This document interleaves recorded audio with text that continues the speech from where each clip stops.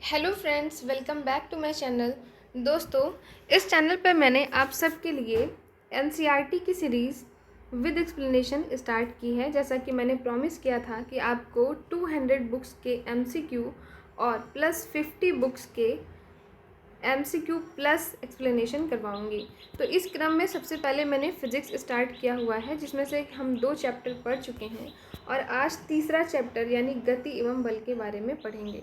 तो चलिए शुरू करते हैं। पहले देखते हैं कि हम क्या क्या पढ़ने वाले हैं।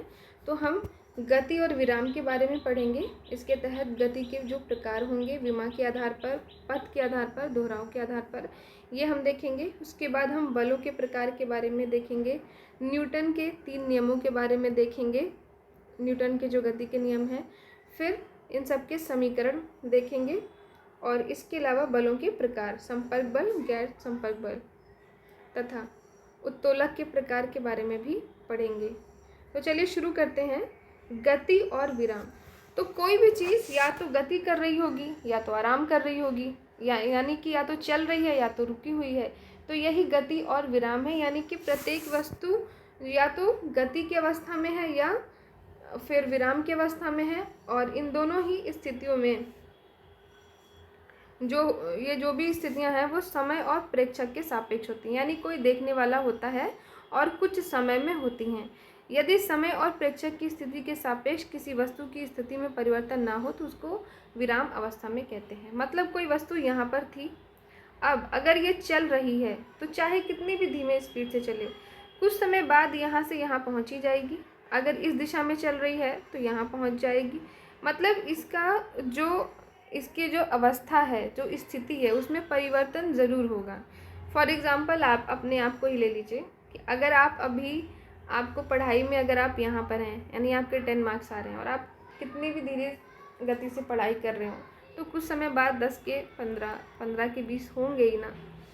तो यही बात है कि कोई भी अगर वस्तु गति कर रही है तो उसकी स्थिति में परिवर्तन होगा, और अगर रुकी हुई है तो हम, यानी कि अगर उसकी स्थिति में परिवर्तन नहीं हो रहा है, कोई चीज़ यहाँ पर थी, सपोज़ बुक है, और ये बुक यहीं पड़ी रही सालों साल, तो इसकी स्थिति में परिवर्तन नहीं हुआ, यानी कि ये विराम की अवस्था में है।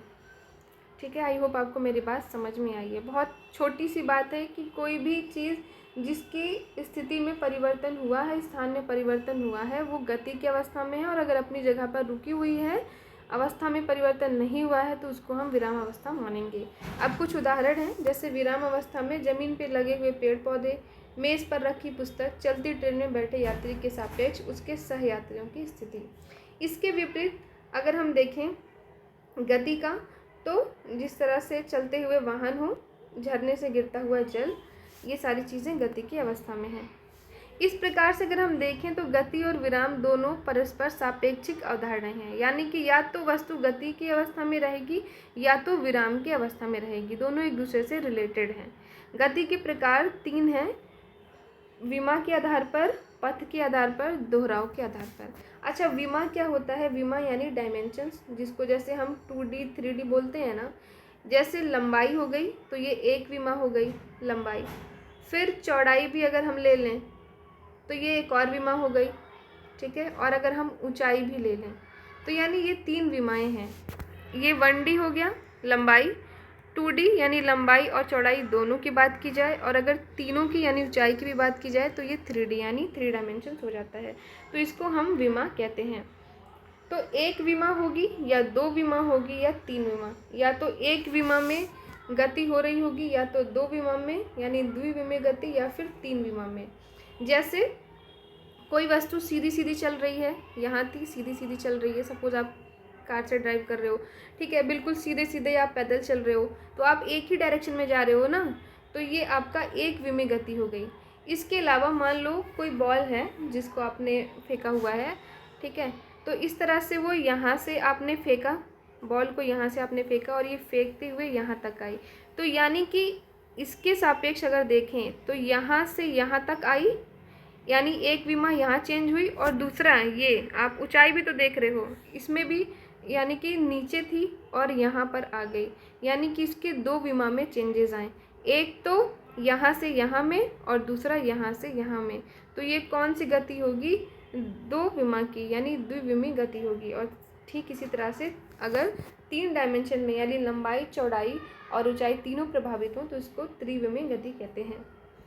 आइए इसको डिटेल में समझते हैं। अगर कोई पिंड किसी एक दिशा में सरल रेखा से गति कर रहा हो, जैसे लंबाई में, चौड़ाई में या ऊंचाई में केवल, तो उसको एक विमी गति कहेंगे। इसी तरह से इसका उदाहरण जैसे सीधी सड़क पर गतिमान वाहन हो, एक निश्चित ऊंचाई से गिराई गई वस्तु और सीधी नली में डाली गई गेंद की गति। दो विमा की बात अगर की जाए तो जिसके लिए एक्स वाई, वाई जेड या एक्स जेड यानी कोई भी दो निर्देशांक की ज़रूरत पड़े, ठीक है, तो उसको हम द्विविमी गति कहते हैं। जैसे इसमें लंबाई और चौड़ाई या फिर चौड़ाई और ऊंचाई या लंबाई और ऊंचाई, इनमें से कोई भी दो विमा अगर उसमें गति हो रही है तो इसको हम द्विविमी गति कहते हैं। उदाहरण स्वरूप तोप से दागे गए गोले की गति, नदी में नाव की गति, किक मारने के बाद हवा में फुटबॉल की गति। तो आपको एक एग्जाम्पल भी ध्यान में रखने हैं। जैसे आपसे पूछ लिया कि नदी में नाव की गति कौन सी गति है, तो आपको ध्यान में रखना है कि ये द्विविमी गति है। ये तभी होगा जब आपको कॉन्सेप्ट क्लियर हो। त्रिविमी गति में जब कोई पिंड एक इस प्रकार से गति करे कि तीनों ही डायमेंशंस में चेंजेस हों उसकी स्थिति में, यानी लंबाई, चौड़ाई और ऊंचाई तीनों में, यानी 3 अक्ष एक्स वाई जेड के निर्देशांक की आवश्यकता हो। जैसे आकाश में पतंग का उड़ना, अब पतंग उड़ रही है तो यहाँ से ये डायरेक्शन चेंज हुआ, थोड़ा इधर उड़ी, फिर थोड़ा इधर उड़ी, तो ये वाली भी डायरेक्शन में चेंज हो रहा है। और इसके अलावा आप इधर से अगर देखो तो इधर भी चेंजेस हो रहे हैं, यानी लंबाई में भी, ऊंचाई पर भी जा रही है, उसका लंबाई में भी डायरेक्शन चेंज हो रहा है और यहाँ पे भी ऐसे ऐसे मूव कर रही है। तो ये त्रिविमी गति होगी, आपको ध्यान रखना है। पतंग की, पक्षियों की गति और गैसीय अणुओं की गति, तीनों ही टर्म ध्यान में रखना है। अब पथ यानी रास्ते के आधार पर अगर देखें तो एक हो गया स्थानांतरी गति, यानी कि सरल रेखा में गति कर रही हो। जब कोई कण या पिंड एक सरल रेखा यानी सीधे मार्ग में गति करे तो उसको सरल रेखी गति कहेंगे। जैसे कदम ताल करते हुए सैनिक की टुकड़ी या पृथ्वी पर ऊर्ध्वाधर यानी कि वर्टिकली गिरती हुई कोई वस्तु, और सीधी और समतल सड़क पर चलती हुई कार, ये सारे सरल रेखी गति के उदाहरण हैं। नेक्स्ट है वक्रीय गति, यानी वक्र यानी तिरछी रेखा में जो गति होती है, तो इसको हम वक्रीय गति कहते हैं। जैसे घुमावदार सड़क पर मुड़ती हुई कार, जब आप कार सीधी चल रहे थे तो वो सरल रेखा में है, लेकिन जैसे ही आप मोड़ोगे यानी वक्र बनाओगे तो इस तरह की गति को हम वक्रीय गति कहते हैं। और नेक्स्ट है वृत्तीय गति, यानी पूरा सर्कुलर मोशन में।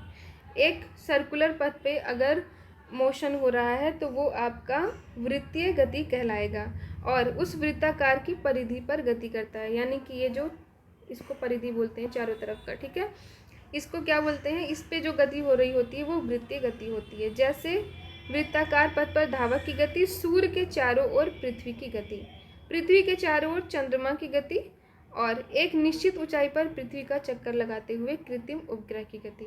अच्छा, उपग्रह क्या होता है, तो जैसे सूर्य है, जैसे कि आपका पृथ्वी है, तो पृथ्वी एक ग्रह है, ठीक है, तो ग्रह के चारों ओर जो चक्कर लगाता है उसको उपग्रह कहते हैं। अब एक होगा नेचुरली, तो मून यानी चांद क्या है, नेचुरल उपग्रह है किसका, पृथ्वी का, और अगर हम कृत्रिम रूप से भेजें तो वो उसको कृत्रिम उपग्रह कहेंगे। नेक्स्ट है एक समान वृत्तीय गति अथवा असमान वृत्तीय गति, यानी कि अब इसमें आप देखिए त्वरण का मान नियत होता है परंतु उसकी दिशा लगातार बदलती रहती है, और वेग और त्वरण की दिशाएं परस्पर लंबवत होती हैं। ये दो बातें आपको ध्यान रखनी है। अच्छा, त्वरण क्या होता है, त्वरण क्या होता है, तो वेग परिवर्तन की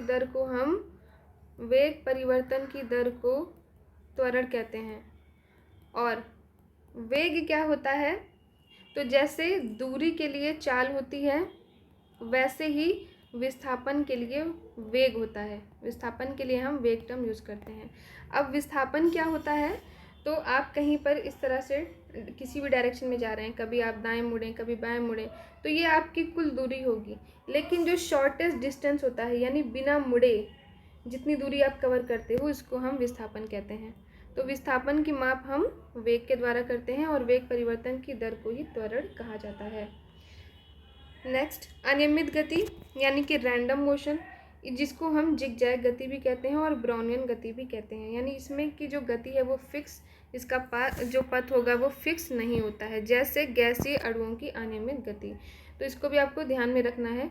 क्वेश्चन पूछ लिया कि गैसीय अणुओं की गति कैसी होती है, तो अनियमित होती है। नेक्स्ट है घूर्णन गति।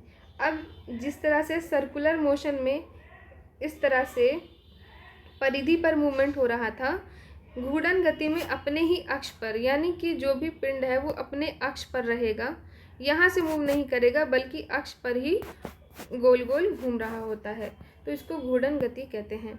ये लगभग एक जैसी होती है, बस डिफरेंस क्या है कि वृत्तीय गति में पिंड का अक्ष पिंड से पृथक स्थित होता है, जबकि घूर्णन गति में पिंड का अक्ष पिंड के अंदर स्थित होता है। यानी कि वृत्तीय गति में अगर कोई पिंड यहाँ है तो ये घूमते घूमते इसकी स्थिति परिवर्तित हो जाएगी, जबकि आपके घूर्णन गति में ये अपने ही जगह पर बना रहेगा।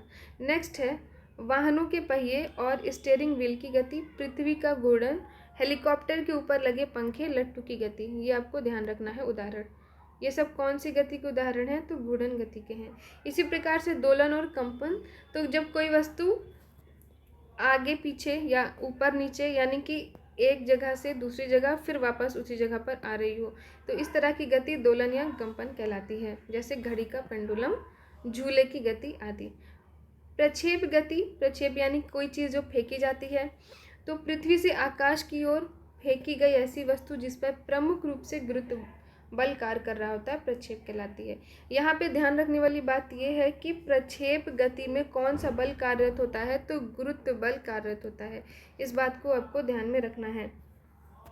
अब प्रक्षेप गति, जब किसी पिंड को आकाश में तिर्यक रूप से अर्थात पृथ्वी की सतह के समीप फेंकते हैं, तो पिंड पृथ्वी के गुरुत्व के प्रभाव में एक वक्रीय पथ पर गति करते हैं, और इसी को ही हम वक्रीय गति कहते हैं।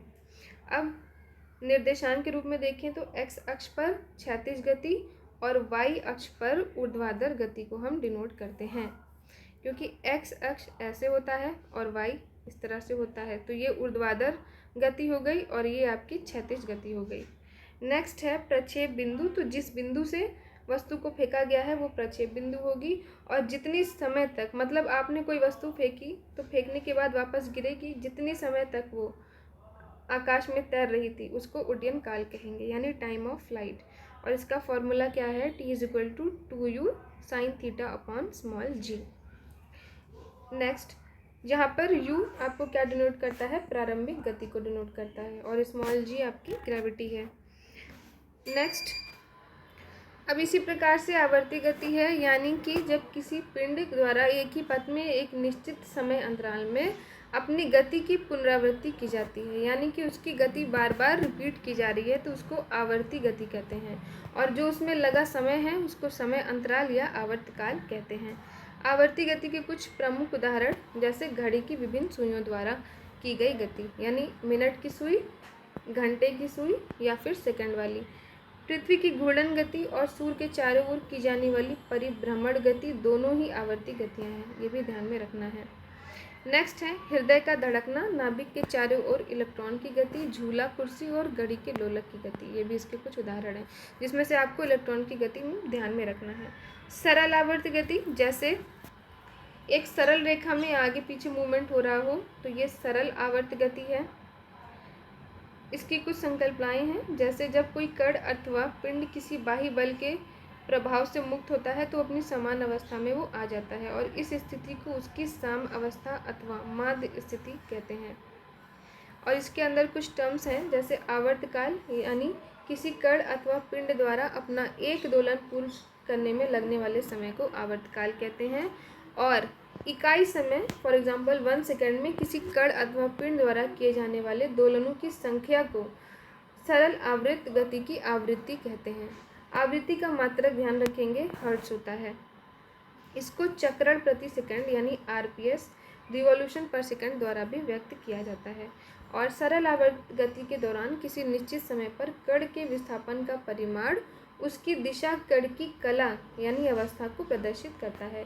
गति प्रारंभ करने के पहले कण को प्रारंभिक कला या फिर इसको इपॉक कहते हैं, ये भी ध्यान रखेंगे। अब यहाँ पर डिफरेंसेस दिए हुए हैं आवर्त गति के और सरल आवर्त गति में क्या डिफरेंस है। आवर्त गति में पिंड का विस्थापन पुनर्स्थापना बल की दिशा में भी हो सकता है और इससे भिन्न भी, जबकि सरल आवर्त गति में पिंड का विस्थापन सदैव पुनर्स्थापना बल की विपरीत दिशा में होता है। ध्यान रखेंगे। आवर्त गति दोलनी भी हो सकती है और नहीं भी, जबकि सरल आवर्त गति सदैव दोलनी होती है। उदाहरण घड़ी की सुइयां और इधर घड़ी के लोलक और स्प्रिंग की गति। इसी तरह से कोणीय विस्थापन और कोणीय वेग है। तो कोणीय विस्थापन एक सदिश राशि है और इसका मात्रक रेडियन है, जिसको RAD से डिनोट करते हैं, हमने पिछले चैप्टर में देखा था। और कोणीय वेग को ओमेगा से डिनोट करते हैं, सिंबल को ध्यान रखेंगे, और इसका मात्रक रेडियन प्रति सेकंड है। तो दोस्तों आज के लिए इतना ही। कल हम न्यूटन के गति संबंधी नियम को पढ़ेंगे, बहुत ही इंपॉर्टेंट टर्म है, और इसके बाद हम इस चैप्टर का MCQ लगाएंगे कल की वीडियो में। तो thank you so much friends for watching my video, and if you like my video please like, share and do subscribe. Thank you so much.